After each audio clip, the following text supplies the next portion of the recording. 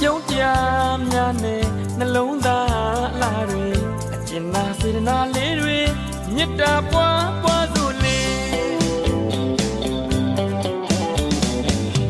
မင်္ဂလာရှိသောရက်မြတ်ခါပဲကြက်တီရှိသော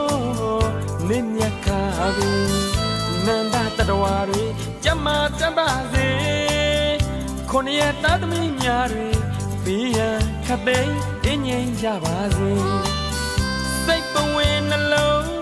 ရှင်ပြုံးအေးချမ်းကြပါစေ